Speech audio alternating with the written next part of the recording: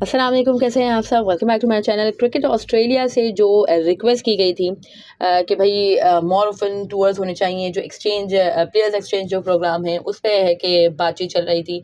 तो इस हवाले से तो खैर अभी कोई खबर नहीं आई है, बट जो पिच क्रिएटर्स की जो ट्रेनिंग के हवाले से जो बात की गई थी कि भाई विज़िट किया जाए और क्यूरेटर्स को वहाँ पे विज़िट कराया जाए ऑस्ट्रेलिया को, पाकिस्तानी क्रिएटर्स को।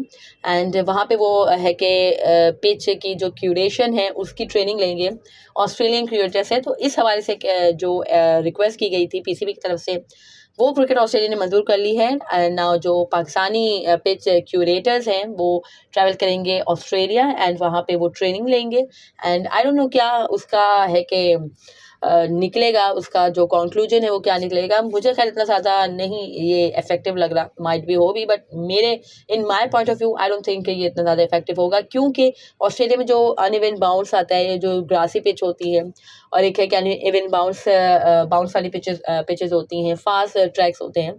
तो वहाँ की कंडीशंस ही ऐसी हैं, वहाँ की पिच, वहाँ की मिट्टी ही ऐसी है। So that's why I think अगर उसी तरह की पिच यहाँ पे बनाने की कोशिश की जाएगी तो वो टोटली डिफरेंट बिहेव करेगी, क्योंकि यहाँ की कंडीशंस अलग है, यहाँ का मौसम अलग है, यहाँ की मिट्टी अलग है। सो आई थिंक कि इसका ज़्यादा कुछ इतना फ़र्क पड़ेगा नहीं। और खैर इसके अलावा जो बिग बैश और पीएसएल की जो डेट थी वो आपस में टकरा रही थी, इस सवाल से भी हमने पहले बात की थी। तो जो प्लेयर्स हैं उनको मतलब मुख्तलिफ ममालिक के प्लेयर्स बिग बैश में भी खेलते हैं, पीएसएल में भी खेलते हैं, तो उनको प्रॉब्लम हो रही थी। अब है कि क्रिकेट ऑस्ट्रेलिया एंड पीसीबी के माबैन इस हवाले से भी एग्रीमेंट हो गया है कि जो डेट्स क्लैश हो रही थी वो नहीं होंगी अब।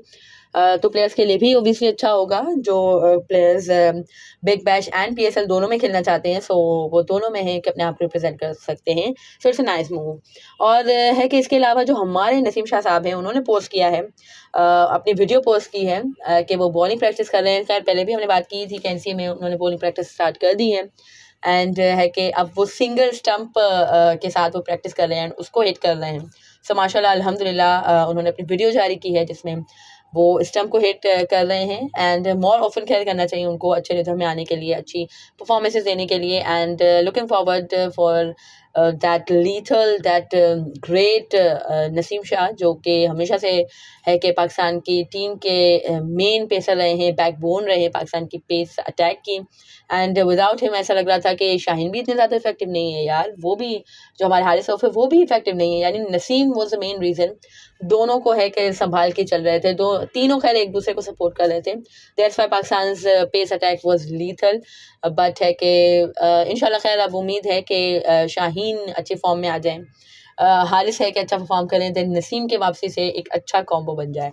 सो इंशाल्लाह looking forward for the come back of Naseem Shah. और खैर इसके अलावा अगेन खैर बहुत सी खबरें गर्दिश कर रही हैं, बाबर रिजवान को ओपनिंग स्लॉट से हटा दिया गया है।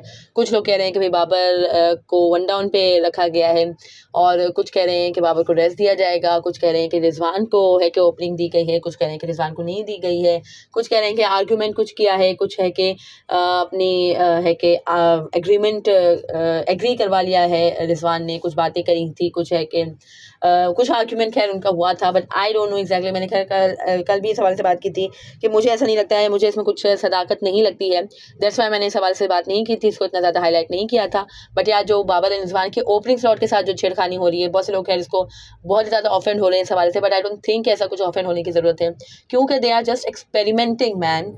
आपको वहाँ भी आज ने भी बताया था, कहा था कि है कि हम एक्सपेरिमेंट करेंगे। फर्स्ट चॉइस हमारी ओबियसली बाबर एंड रिजवान ही होंगे फॉर ओपनिंग स्लॉट, बट है कि एक्सपेरिमेंट हम कर रहे हैं ताकि हमारे पास बैकअप मौजूद हो, क्योंकि पास में हमने ऐसा बहुत देखा है कि एक प्लेयर इंजर्ड होता है, एक प्लेयर आउट ऑफ फॉर्म होता है, तो उसका कोई बैकअप नहीं होता, कोई हमारे पास प्लेयर नहीं होता जो उसको रिप्लेस कर सके।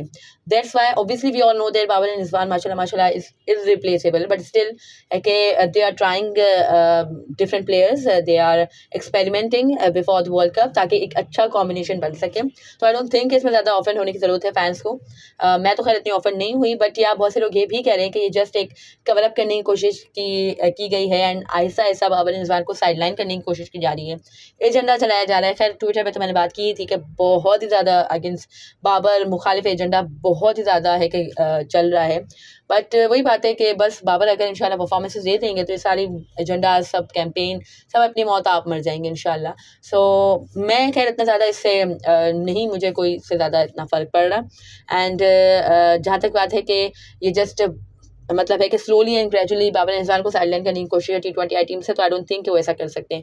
जितनी परफॉर्मेंसेज बाबर रिजवान ने दे दी हैं वो आई डोंट थिंक इस तरह से बाबर रिजवान को साइडलाइन कर सकते हैं। मेन मैचेस है तो डेफिनेटली वो नहीं कर सकते, इंशाल्लाह अच्छी परफॉर्मेंसेज देंगे बाबर रिजवान। तो अगेन वो है कि फर्स्ट चॉइस ऑब्वियसली वो दोनों ही हैं, बट स्टिल है कि कुछ एक्सपेरिमेंट कर रहे हैं, तो आई डोंट थिंक इसमें ज़्यादा कुछ ऑफेंड होना चाहिए फैंस को। और खैर जो बाबर के अगेंस्ट एजेंडा चल रहा है वो तो खैर जैसे कि मैंने पहले भी बताया कि इंशाल्लाह परफॉर्मेंस आ जाएगी तो फिर सब कुछ खुद ब खुद खत्म हो जाएगा इंशाल्लाह। सो खैर that was it from this video. अगर आपको मेरी ये वीडियो पसंद आई हो तो लाइक कीजिएगा, share it with your friends and family and do subscribe to my channel for more such content. अल्लाह हाफिज़।